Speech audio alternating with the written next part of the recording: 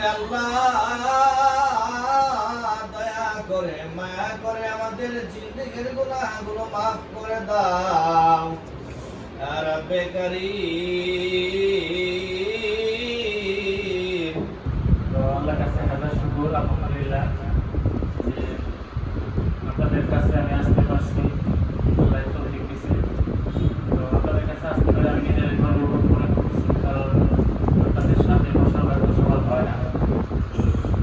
ইনশাআল্লাহ এই মাদ্রাসার সাথে আজ থেকে ইনশাআল্লাহ থাকবো আমি, এবং চোখে প্রতি সবসময় চেষ্টা করবো কাছে থাকার জন্য। আর আমি যদিও ছোট মানুষ, তারপরে আমার সহযোগিতা হাত থাকবে আপনাদের। আপনারা যারা আছেন কোরআনের পাখি, কারণ আমি ইসলাম সম্পর্কে খুব বেশি জানি না, কিন্তু আল্লাহকে ভয় করি, আল্লাহকে ভয় পাই। এটা আপনাদের পক্ষে এটা চিন্তা করি যে মানুষকে ঠকানো যাবে না, আমার দ্বারা যেন কারো ক্ষতিগ্রস্ত না হয়। আর একজনের কাছে শুনছিলাম যে কোনো পুরানায় হাফেজের পাশে থাকলেও যদি তার সাথে হয়তো জান্নাতে যাওয়া যাবে।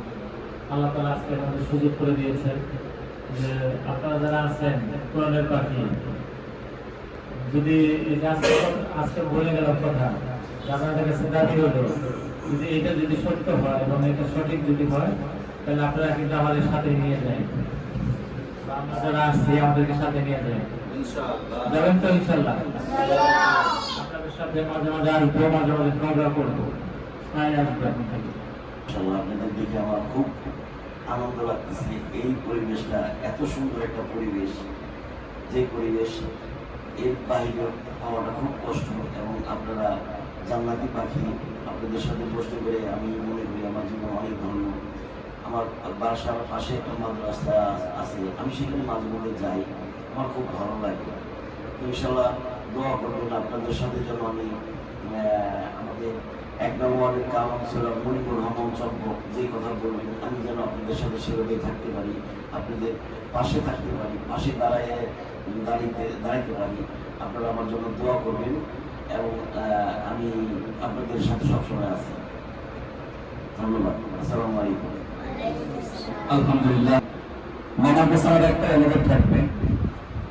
আসলে শিক্ষা এমন একটি জিনিস, আল্লাহ পাক পবিত্র কোরআনুল কারীমে বলেন যে যারা নাকি কোরআন নিজে শিখে এবং অপরকে শিক্ষা দেয়, সে তোমাদের ভিতরে সর্বোত্তম। তো আমরা এখানে সবাই কোরআনের পাখি আছে, সবাই কোরআন পড়ে, আমরা পড়াই এবং অপরকে পড়াই। তো এখানে সবাই কোরআনের পাখি এবং সবাই উত্তম। মামার কাছে অনুরোধ থাকবে সবসময় যেন এই মাদ্রাসা দেখেন। সবসময় একটা বিষয়টা হলো আর্থিক দিয়ে, টাকা দিয়ে মানুষের ভালোবাসা পাওয়া যায় না। একটা হলো মানুষকে, যেমন আমাদের রুবিন ইসলাম ভাইয়ের সাথে উঠা বসা, যেমন চলাফেরা আছে, খুব ভালো একটা সম্পর্ক, এইটাই থাকবে। আল্লাহ পাক আবার পবিত্র কোরআনুল কারীমে সূরা বাকারার ভিতরে বলেন যে যার সাথে যার মহব্বত, তার সাথে তার কিয়ামত হবে।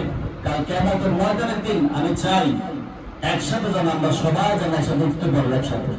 এর জন্য আল্লাহ পাক যেন আমাদের পুরোটাই মঞ্জুর করে, আল্লাহ যেন এই ইসলামের পথে, দ্বীনের পথে ঠিক মতন চলার তৌফিক দান করে। আসসালামু আলাইকুম ওয়া রাহমাতুল্লাহ। আলহামদুলিল্লাহ, মহান আল্লাহ তাআলার কাছে শুকরিয়া যে মহান আল্লাহ তাআলা একটি ফুলের বাগানে বসার আসার তৌফিক দান করেছেন। সম্মানিত দিনী ভাইরা বোনেরা, এই যে দেখছেন আমাদের বাচ্চাদের খানা দানার ব্যবস্থা করা হয়েছে। এই মাদ্রাসার নাম মাদ্রাসাতুল মাদিনা ইসলামিয়া, সবুজবাগের পাশে মাদ্রাসাটি। আমি মুহতামিম হিসাবে, খাদেম হিসেবে আমি আছি।